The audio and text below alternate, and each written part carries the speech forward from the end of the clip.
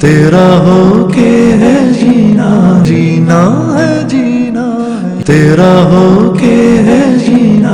میرے محترم دوستو، میرے اور آپ کے اکابر نے داستان عشق و وفا رقم کی 1953 کی تحریک چلی، اس سے پہلے 1926 سے لے کر 1934 تک غیر منقسم ہندوستان کی سرزمین پر ریاست بہاولپور کی عدالت میں قادیانیوں کے خلاف ایک مقدمہ چلا۔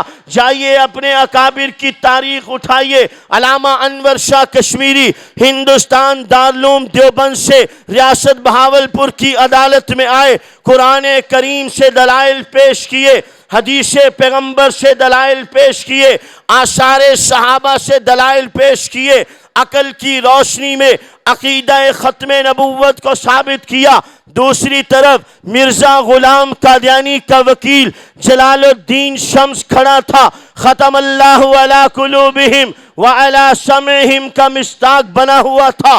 قرآن کی صورت میں، حدیث پیغمبر کی صورت میں، اثر صحابی کی صورت میں، قیاس کی صورت میں حق اندر جاتا نہیں تھا، اندر سے غلاظت، اندر سے کفر اور شرک نکلتا نہیں تھا۔ توجہ رہے، ایک موقع آیا اسی عدالت کے فلور پر علامہ انور شاہ کشمیری نے جلال الدین شمس کو مخاطب کیا اور علامہ انور شاہ کہنے لگے، جلال الدین، اگر تو انور شاہ کی بات کو دلائل کے زور پر نہیں مانتا تو یہیں عدالت کے کٹہرے میں کھڑے کھڑے آنکھیں بند کر انور شاہ تجھے مرزا غلام قادیانی کو جہنم میں جلتا ہوا دکھا دے گا۔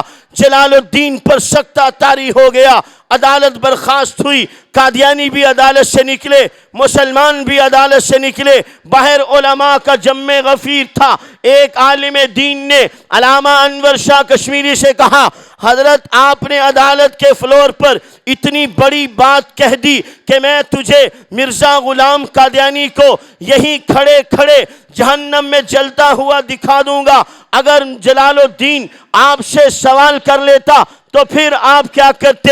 علامہ انور شاہ کشمیری جھوم کے بولے، ارے پگلے، تم سمجھ رہے تھے عدالت میں انور شاہ بول رہا تھا، انور شاہ نہیں، محمد الرسول اللہ کی ختم نبوت کا وکیل بول رہا تھا۔ مجھے رب کی رحمت پر اتنا ناز تھا، جلال الدین کے مطالبہ کرنے کی دیر تھی، مطالبہ پورا ہونے میں دیر نہ لگتی۔